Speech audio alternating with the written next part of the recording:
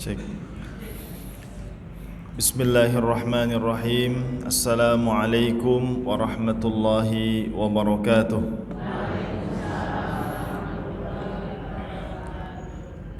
Alhamdulillahi rabbil alamin. Alhamdulillahilladzi nahmaduhu wa nasta'inuhu wa nastaghfiruhu wa nastahdihi.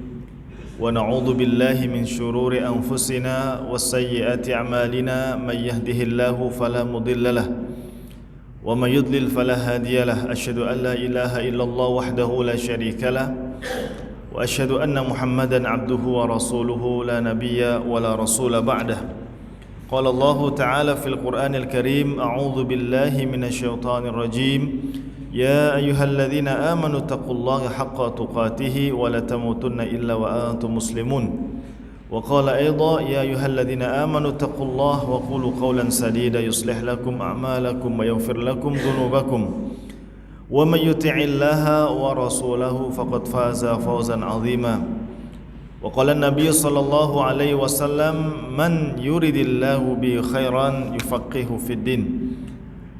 Bapak dan Ibu kaum muslimin jamaah kuliah Ahad pagi Masjid I'anatur Rahman yang semoga dalam lindungan Allah Subhanahu wa taala.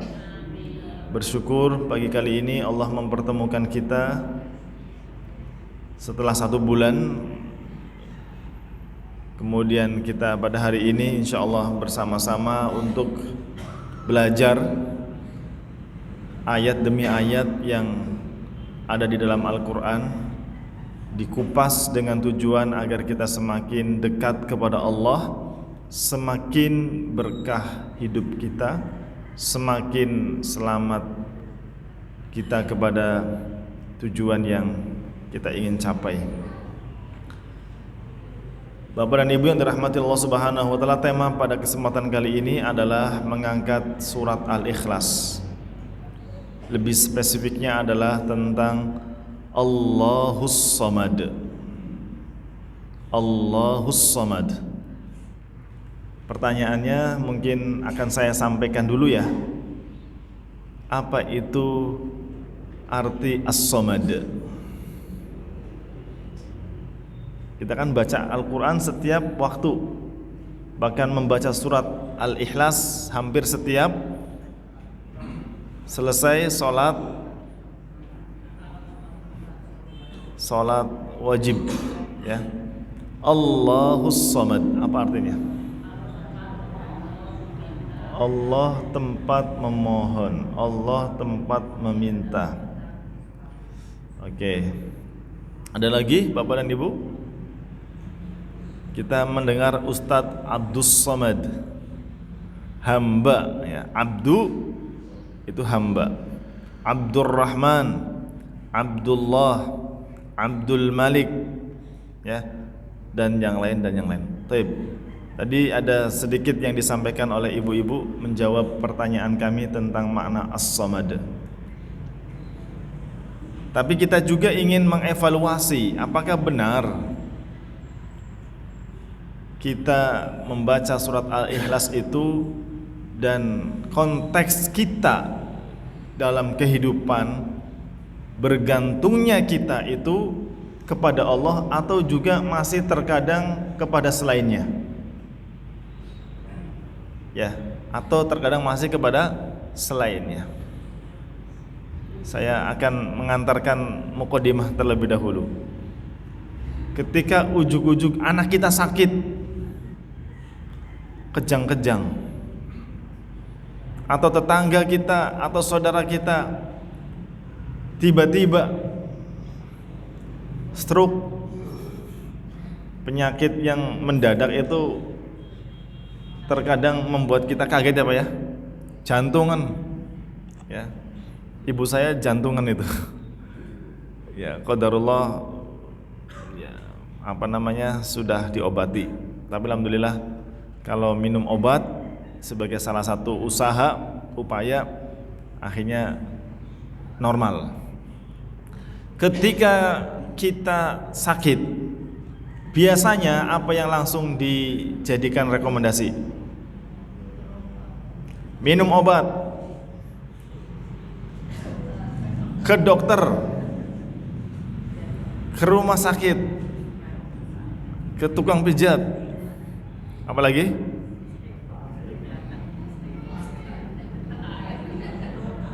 apa Bu? Minta air ke ustadz untuk didoakan, diundang ahli ruqyah ya, dan macam itu termasuk salah satu usaha sebab ya. Saya semalam menyampaikan materi di Masjid Bayangkara tentang tema kiat-kiat agar kita selalu dijaga sama Allah. Kiat-kiat agar selalu dijaga sama Allah.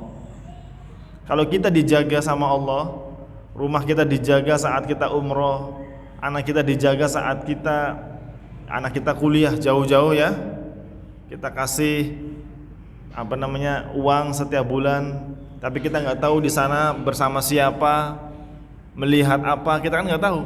Tapi kita titipkan astaudiukumullah alladzi la tadi'u wada'ihu. Aku titipkan kamu wahai anak kepada Allah, zat yang tidak menyia-nyiakan titipannya. Maka Allah akan jaga. Jadi Allah menjaga kita kalau kita menjaga Allah. Kalau kita dekat kepada Allah, Allah dekat dengan kita. Kalau kita jauh dari Allah, Allah juga akan jauh dari kita. Seperti apa kita bermuamalah dengan Allah, begitu juga Allah akan bermuamalah dengan kita. Itu kuncinya. Tergantung diri kita. Kita yakin kepada Allah, Allah akan mendatangkan kepada kita pintu-pintu kemudahan, kelapangan, dan seterusnya. Bapak dan Ibu yang dirahmati Allah Subhanahu wa taala. Allahus Samad. Allah adalah zat yang sempurna di dalam sifat-sifatnya, al-kamil fi syudadihi. Allah sempurna, tidak ada kekurangan. Makna as-samad, ada yang menyebutkan lam yalid wa lam yulad ya. Makna as-samad juga maksudnya adalah tidak beranak, tidak pula diperanakan. As-samad adalah al-musmad alladzi laisa lahu jawf. Allah tidak butuh makanan dari kita, Allah tidak butuh minuman dari kita. Insyaallah kita akan bedah ayat ini. Bapak dan Ibu yang dirahmati Allah Subhanahu wa taala, ada sebuah nasihat Rasulullah kepada anak yang berusia 10 tahun yang saat itu adalah Abdullah ibnu Abbas. Rasulullah punya paman namanya Abbas, punya anak namanya Abdullah ibnu Abbas. Anaknya 10 tahun, berarti kira-kira berapa SD? Kelas 3 SD. Bonceng di belakang Rasulullah sallallahu alaihi wasallam. Kemudian dia mengatakan, "Ya gulam, wahai anak kecil, wahai anak." Abdullah ibnu Abbas, wa huwa habru hadhil ummah. Dia adalah segaranya ulama di kalangan sahabat yang menjadi rujukan para sahabat ketika ada masalah. Jadi anaknya masih kecil, Pak. Jadi anak-anak kita yang masih kecil itu, kita kan nggak tahu nanti akan jadi ulama, jadi zu'ama, pemimpin, akan menjadi orang-orang sukses.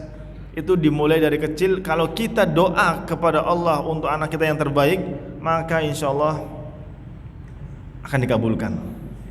Seluruh doa yang kita panjatkan akan dikabulkan. Yakin apa tidak? Yakin apa tidak? Ustaz, saya sudah berdoa bertahun-tahun tapi tidak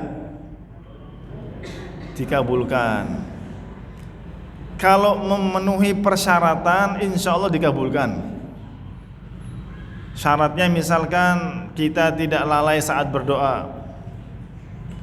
Syaratnya adalah makanan kita, minuman kita, pakaian kita yang kita gunakan itu sumbernya halal. Kalau itu semuanya sudah terpenuhi, maka tinggal nunggu waktu bagaimana Allah mengkabulkan. Innallaha la yukhliful mi'ad. Allah tidak akan menyelisihi janjinya. Itu janji Allah. Innallaha la yukhliful mi'ad. Allah tidak akan menyelisihi janjinya. Kalau kita janji mungkin lupa, Pak. Hari ini janji, sore lupa. Baik lupa atau pura-pura lupa. Ibu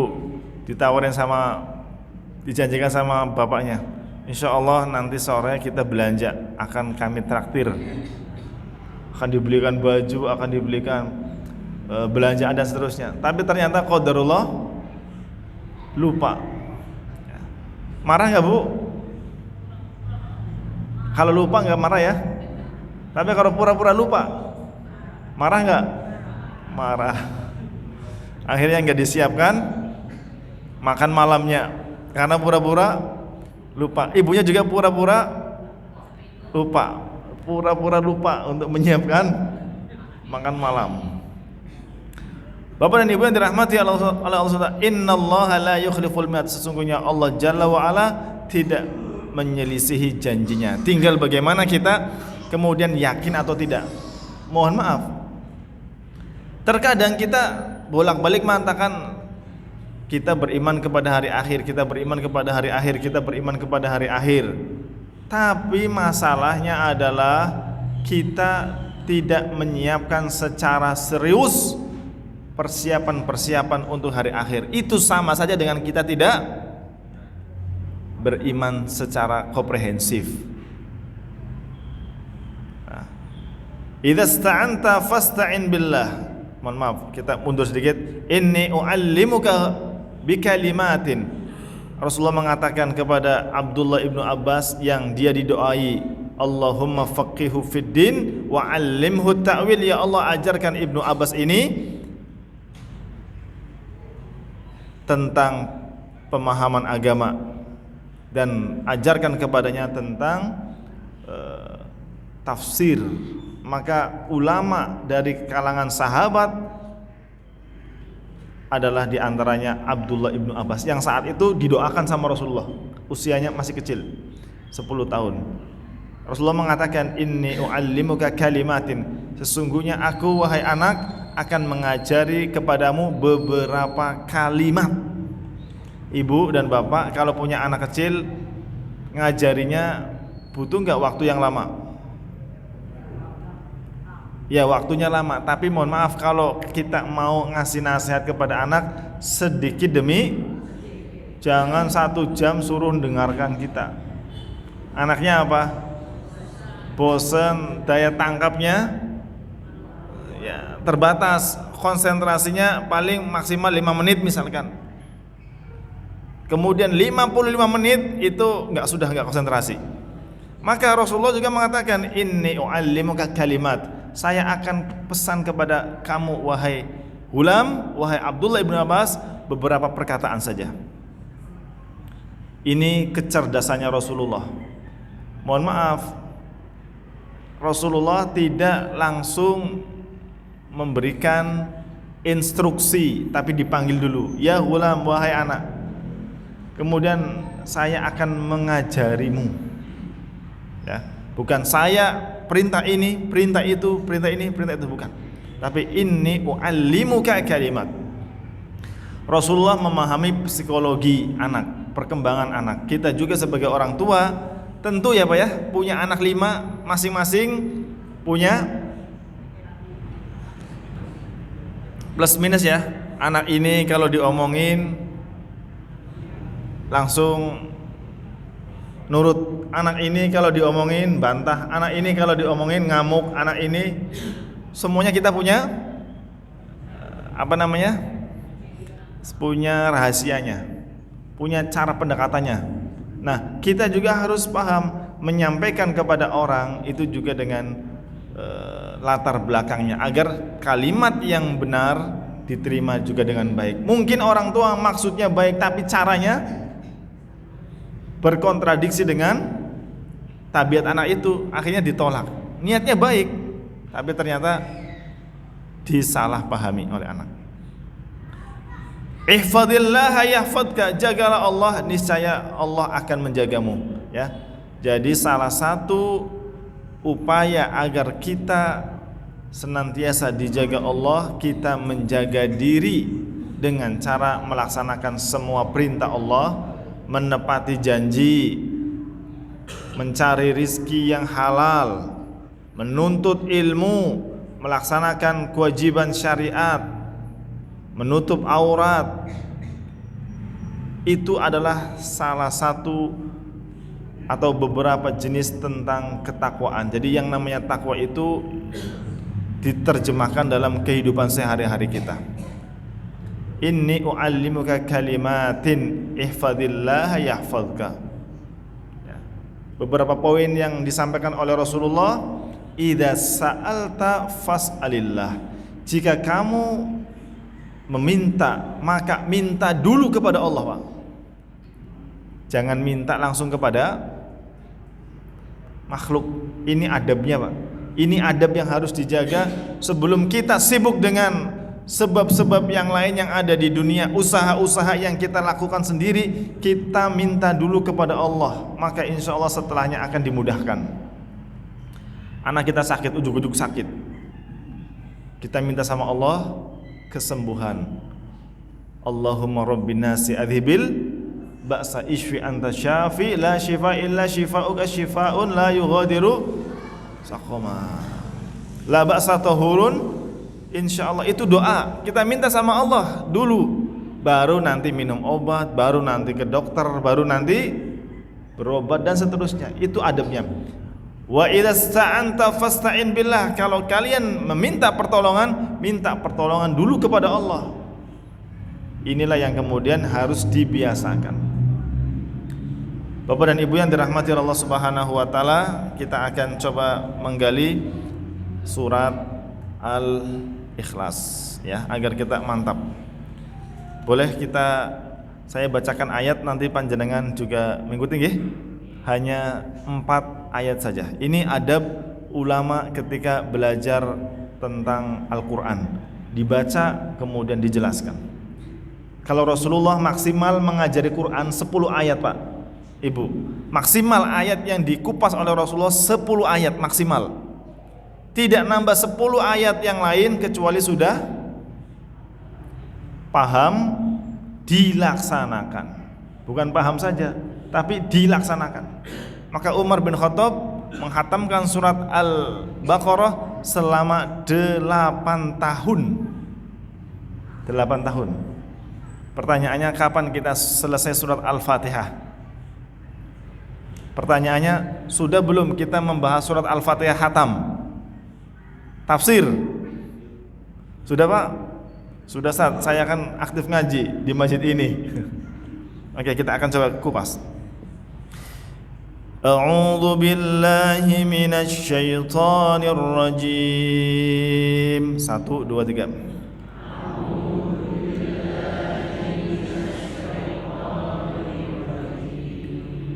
Bismillahirrahmanirrahim.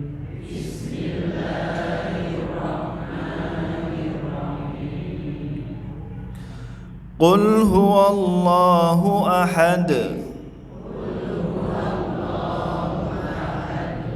Allahus samad.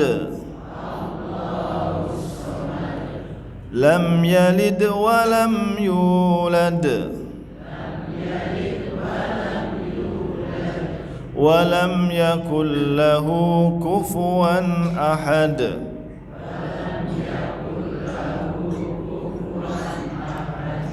Oke, Bapak dan Ibu, semua ayat yang ada di dalam Al-Quran, ya, ini ada keterangan dan penjelasannya. Seorang ulama ini bernama Al-Imam Ibnul Qayyim Al-Jauziyah mengatakan, Faqira'atu ayatin wahidatin bitadabburin wa tafakkurin khairun min qira'ati khatmatin bighairi tadabburin wa tafakkurin. Membaca satu ayat di dalam Al-Quran dengan tafakkur, pemahamannya, pentadaburannya, itu lebih baik daripada membaca 30 juz sekalipun tapi tanpa dibarengi dengan tafakur dan tadabbur. Jadi panjenengan paham satu ayat, paham maksudnya, maknanya, dilaksanakan, itu insya Allah fadilahnya sangat besar ya. Maka kita coba ingin mendalami satu surat ini. Qul huwallahu ahad. Apa latar belakang Ustaz ayat ini diturunkan sama Allah? Jadi Al-Quran itu punya namanya sabab nuzul. Jadi ayat ini latar belakangnya seperti apa diturunkan itu ada. Kalau yang dalam hadis namanya sababul wurud, sebab datangnya hadis itu. Jadi kalau Al-Quran sabab nuzul, kalau hadis sababul wurud, sebab kehadiran hadis itu. Nah, Rasulullah sallallahu alaihi wasallam dalam surat An-Najm, A'udzu billahi minasyaitonir rajim. Wan najmi idza hawa ma dhalla sahibukum wa ma huwa wa ma yantiqu 'anil hawa in huwa illa wahyun yuha 'allamahu syadidul quwa wa ma yantiqu 'anil hawa. Kata Allah, Rasulullah itu tidak berbicara dengan nafsunya, dengan hawa nafsunya. In huwa illa wahyu yuha. Tetapi Rasulullah berkata-kata didasari dengan wahyu. Kita akan coba lihat apakah benar ayat itu atau tidak.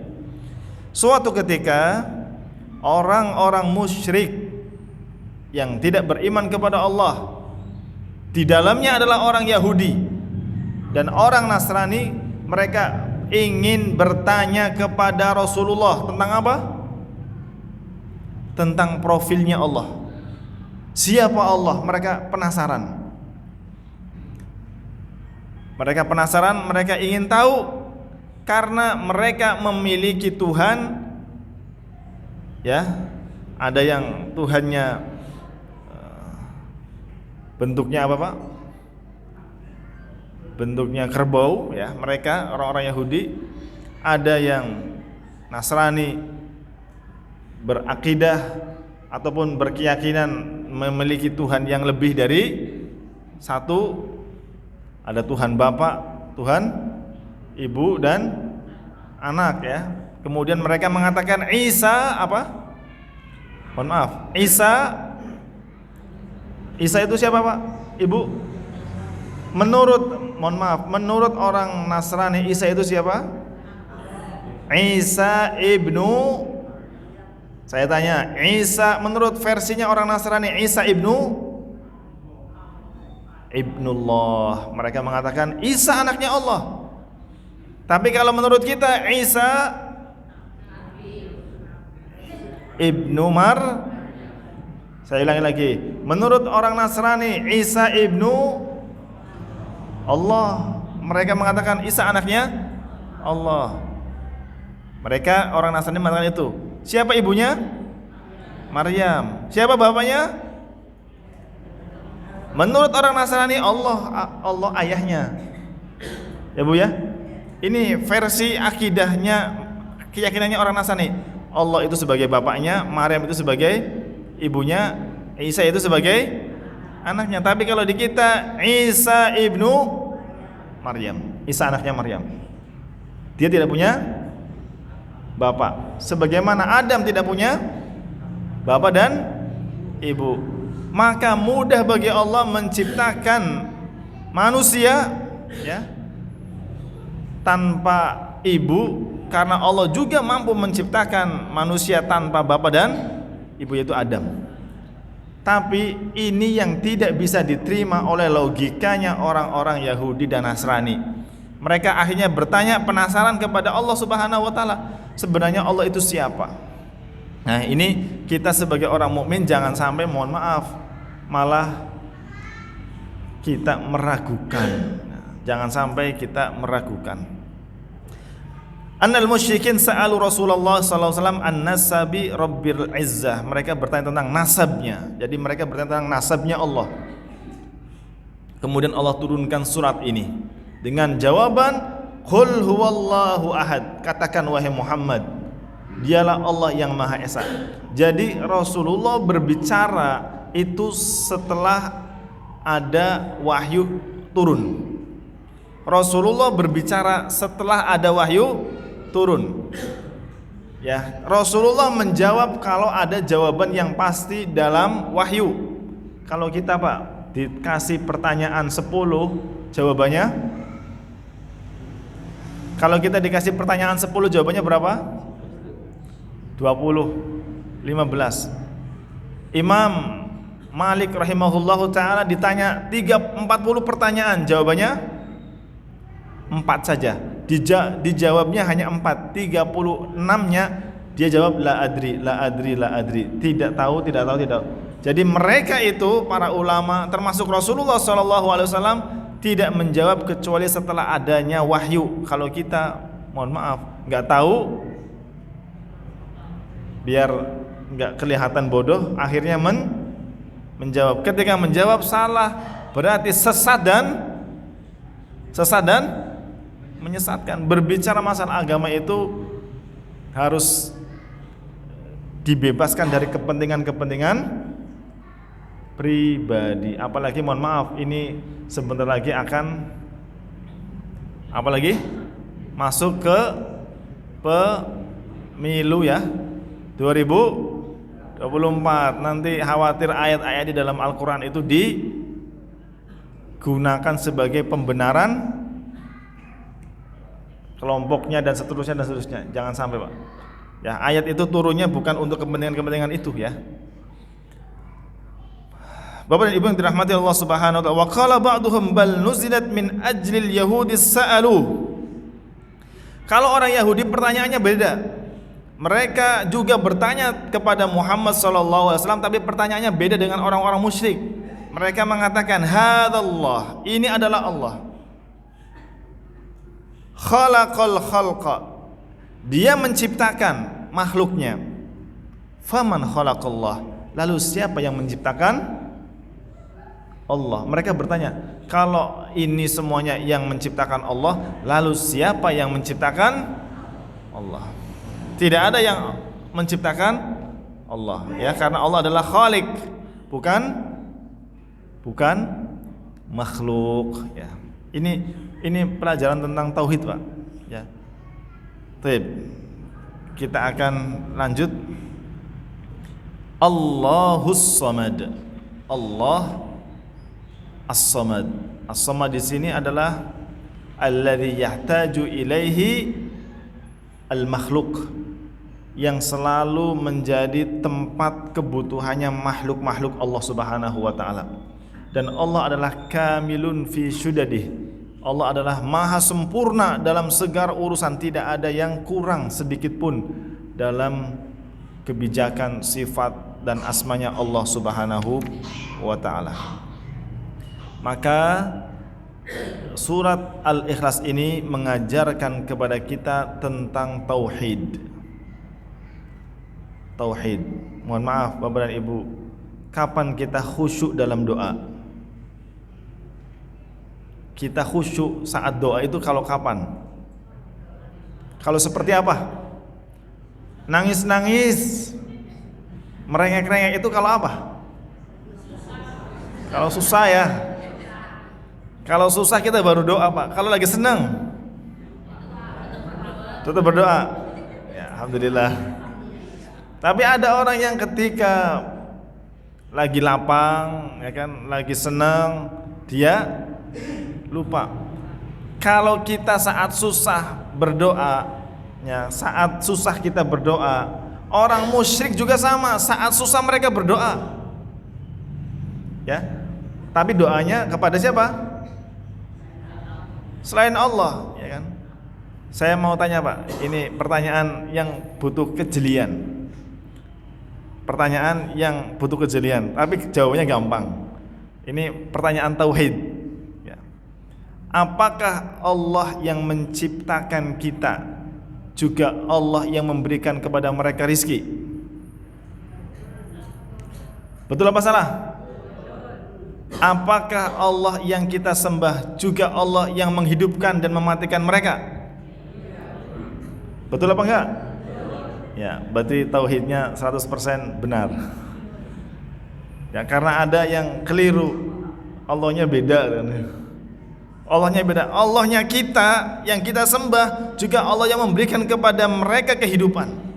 Tapi mereka menyembahnya bukan Allahnya kita. Ya. Jadi kebutuhan-kebutuhannya makhluk dipenuhi sama Allahnya kita. Bapak dan Ibu yang dirahmati Allah SWT, ada hal yang kemudian cukup menampar Pak, menampar. Ini makanya menjadi orang mukmin itu harus cerdas, harus berilmu. Jangan, mohon maaf, kita pasrah bongkokan, yang penting ibadahnya rajin, tapi mohon maaf tanpa ilmu. Bolak-balik melaksanakan ABC ibadah, tapi tidak dasarnya ilmu. Ini peluang untuk tidak diterima sangat besar.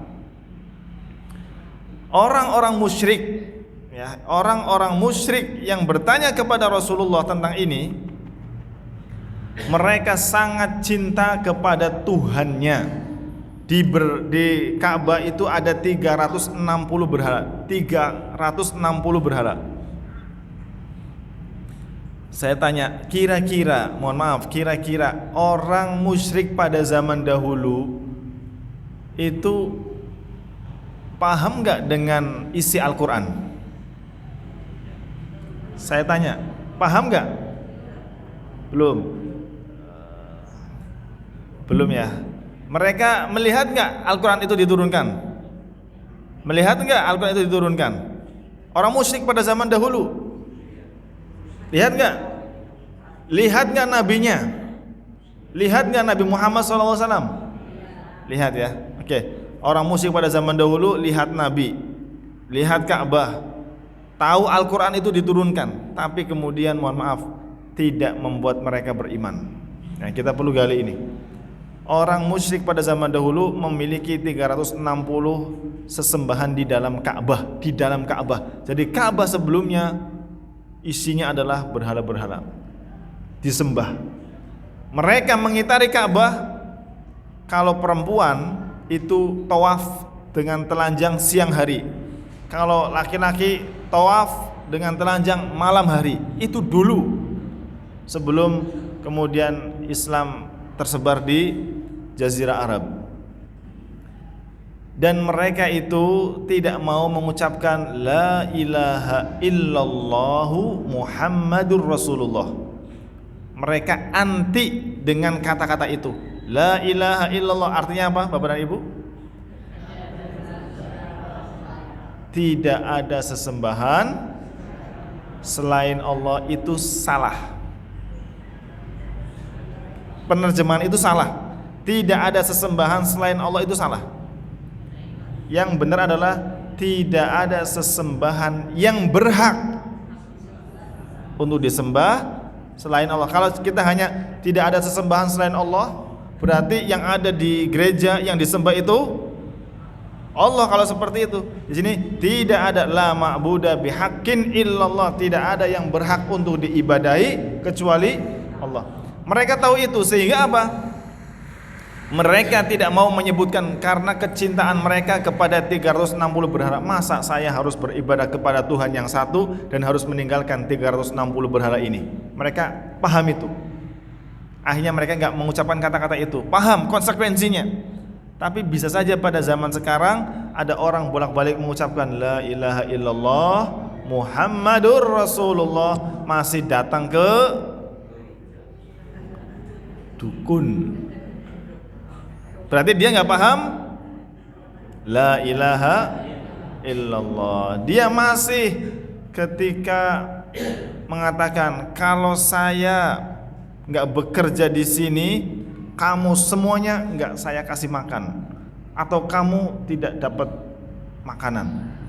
Mohon maaf Pak, ini salah, kata-kata ini salah Pak. Tadi saya menyampaikan kita itu harus bersandar dulu kepada Allah.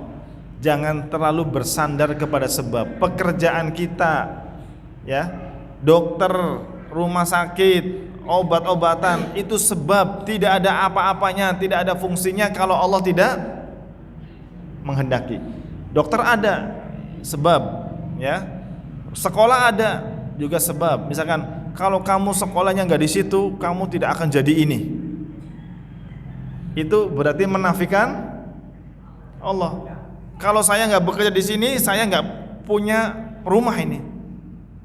Kalau saya nggak, profesinya nggak seperti ini, saya akan jadi seperti ini. Nah, perkataan itu berarti orang itu terlalu menggantungkan kepada sebab. Maka tadi yang diajarkan oleh Rasulullah kepada Hulam, idza sa'alta fas'alillah, kalau kamu minta, maka minta kepada Allah. Minta kepada orang tua itu harus, tapi minta dulu kepada Allah. Dengan cara, ya, berbuat baik, melaksanakan ketaatan kepada Allah, dan seterusnya dan seterusnya. Kemudian Bapak dan Ibu yang dirahmati oleh Allah, kita kan selalu bolak-balik ngomong di dalam Al-Qur'an. Ketika kita sholat, apa surat yang selalu kita baca? Surat yang selalu kita baca yang menjadi rukunnya sholat? Al-Fatihah. Alhamdulillahi Rabbil Alamin, Ar-Rahmanir Rahim, Maliki Yawmiddin, Iyyaka na'budu wa iyyaka nasta'in. Ketika kita mengucapkan Alhamdulillahi Rabbil Alamin, segala puji bagi Allah, Rabb semesta alam, yang mengatur semuanya. Rizki kita itu sudah diatur. Bukan hanya kapan hujan, kapan kemarau, kapan duit kita dicairkan, BLT dicairkan. Itu Allah yang ngatur semua, Pak. Ya, Allah yang ngatur semuanya itu. Ar-Rahmanir Rahim. Ketika kita mengucapkan Alhamdulillahi Rabbil Alamin, jawaban Allah, kita sebenarnya sedang dialog. Hamadani abdi, hambaku telah memujiku. Ar-Rahmanir Rahim, majjadani abdi, hambaku telah mengagungkanku. Maliki Yaumiddin, asna alayya abdi, hambaku telah menyanjungku. Iyyaka na'budu wa iyyaka nasta'in, hanya kepadamu lah ya Allah, apa Bu? Iyyaka na'bud, hanya kepadamu lah ya Allah kami menyembah, wa iyyaka nasta'in, dan hanya kepadamu lah ya Allah kita minta pertolongan. Ini kan komitmen kita. Tapi terkadang, mohon maaf ya, dalam kehidupan sehari-hari terkadang kita lupa. Apa jawaban Allah Subhanahu wa taala? Lil abdi ma sa'al, untuk hambaku apa yang dia akan minta aku akan penuhi. Itu janjinya Allah. Innallaha la yukhliful mi'ad. Allah tidak akan menyelisihi janjinya. Kalau janjinya Allah belum tertunaikan, kita harus evaluasi diri, apa kita mengevaluasi Allah.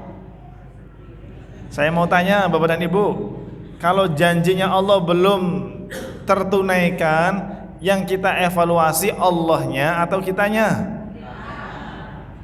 Tapi terkadang kita husnudzon apa suudzon? Suudzon kepada Allah. Ya Allah, saya sudah berdoa 5 bulan yang lalu sampai menangis-nangis, tapi ternyata belum dikabulkan. Nah, kita harus evaluasi. Ya, bisa saja ketika kita berdoa masih tidak ikhlas, ketika kita berdoa masih banyak makanan yang kita konsumsi haram, ketika kita berdoa kita juga menjelek-jelekan aib orang lain. Fa anna yustajabulah, bagaimana doa kita akan dikabulkan? Ya, Bapak dan Ibu yang dirahmati Allah Subhanahu wa taala, Innallaha la yukhliful mi'ad. Yang harus kita evaluasi adalah diri kita. Bapak dan Ibu, ada sebuah ayat di dalam Al-Qur'an. Ini kita itu kan terkadang percaya kepada orang kalau dalam pembicaraannya, pernyataannya itu ada sumpahnya ya kan. Misalkan gini, saya akan minjem uang, misalkan saya mau minjem uang 100.000, saya mau pinjam uang 100.000 untuk beli bensin, besok saya akan kembalikan. Itu kira-kira panjenengan minjamin gak ibu dan bapak? Minjamin gak? Enggak. Ngapain Ustadz minjemin? Kemudian ada orang mengatakan, demi Allah saya akan pinjam kepada kamu dan akan kami kembalikan besok. Kalau tadi tidak ada kata-kata demi Allah, ini sekarang ada kata-kata demi Allah. Mana yang lebih kuat pernyataan itu Pak? Yang pertama atau yang kedua? Yang kedua ya, karena ada demi Allahnya. Kita tambah kuat, tapi ditambah lagi demi Allah, demi Allah, demi Allah. Ini malah lebih kuat lagi. Nah, di dalam Al-Quran itu ada ayat yang sampai Allah bersumpah 11 kali. Tapi nanti kita akan coba lihat bagaimana isi sumpahnya agar kita paham ya. Yang kita ingin sampaikan adalah isi sumpahnya itu agar kita paham. Allah menyebutkan, a'udzubillahi minasyaitonirrajim, wasyamsi waduhaha wal qamari idza talaha wan nahari idza jallaha. Saya ulangi lagi ya, biar panjenengan ngitung. Wasyamsi waduhaha wal qamari idza talaha wan nahari idza jallaha wal laili idza yaghshaha was samaa'i wama banaha wal ardi wama tahaha wa nafsin wama sawwaha fa alhamaha fujuraha wa taqwaha. Isi sumpahnya, qad aflaha man zakkaha, sungguh beruntung orang yang membersihkan jiwanya. Sungguh beruntung orang yang mensucikan jiwanya. Pertanyaannya, orang suci jiwanya itu kalau seperti apa Bapak dan Ibu? Sungguh beruntung orang yang suci jiwanya. Orang yang suci jiwanya itu yang kayak apa? Tidak punya penyakit hati, apalagi jujur, amanah, fatonah, tabligh, amanah. Apalagi orang yang mensucikan jiwanya itu bisa tercapai kalau ruhnya bagus. Kalau ruhnya, dalam diri kita ada berapa unsur? Jasmani dan rohani. Yang selalu kita kasih asupan gizi, jasmani atau rohani? Jasmani atau rohani? Jasmani. Lebih banyak porsi yang mana, jasmani atau rohani?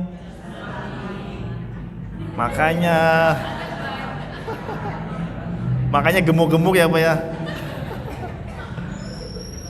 Jasmani kita perhatikan, rohaninya kita tinggalkan. Kalau kita pengen beruntung, maka jasmani kita penuhi, rohani juga dipenuhi. Atau minimal jangan sampai meninggalkan rohani, ruhnya kita Pak.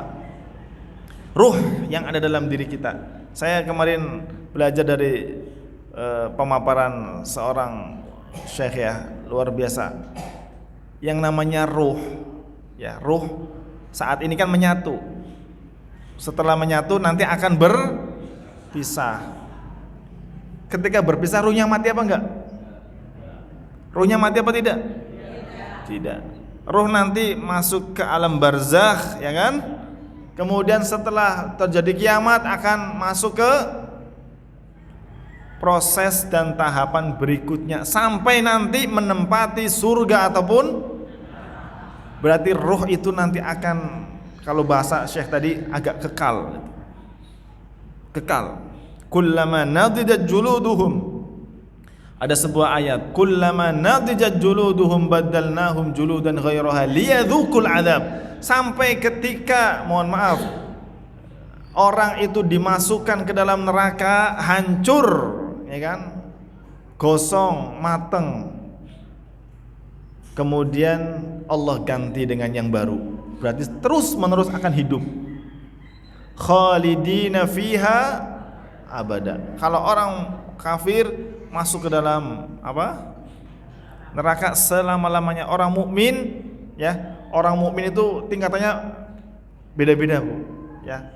Kalau mukminnya banyak dosanya, ya akan disucikan terlebih dahulu. Ketika, mohon maaf, diinterogasi, ditanya sama Allah, kamu ngakuin dosa ini? Iya. Ngakuin dosa ini? Iya. Ngakuin dosa ini? Iya. Disebutkan dalam sebuah hadis, innallaha azza wa jalla yudnil abdal mu'min fi kanfihi. Ketika orang akan diinterogasi, orang mukmin akan diinterogasi, ditanya, didekatkan face to face, mohon maaf, akan didekatkan, akan ditanya, tidak ada orang lain, tidak ada manusia yang melihat, hanya dia saja diinterogasi sama Allah Subhanahu wa taala, ya.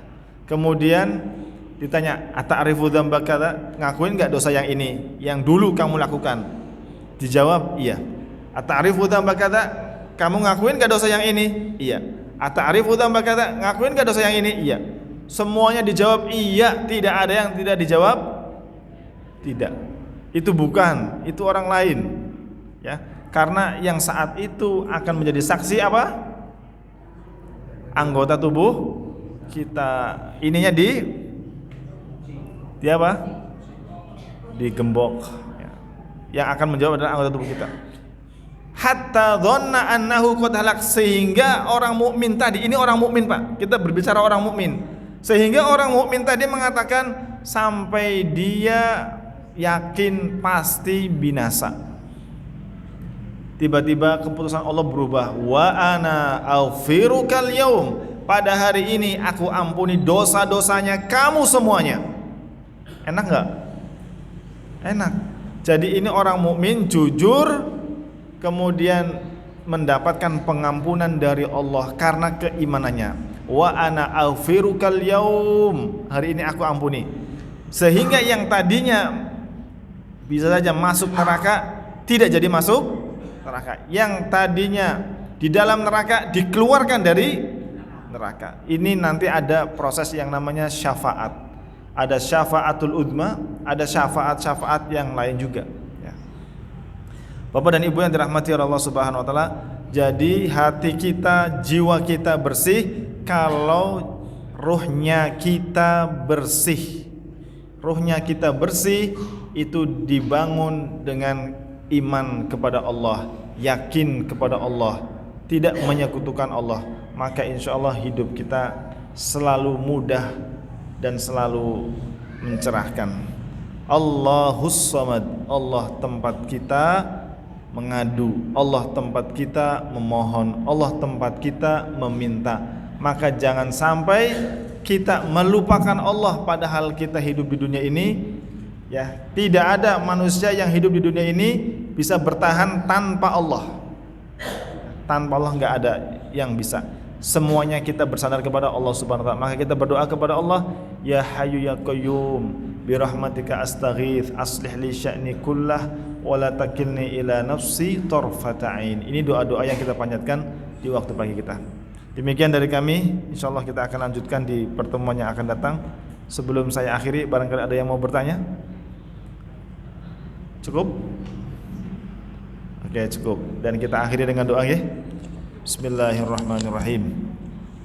Alhamdulillahirabbil alamin, hamdan syakirin, hamdan na'imin, hamdan yam'u wa yukafi mazidah. Ya Rabbana lakal hamdu kama yanbaghi li jalali wajhikal karim wa li 'azimi sultanik.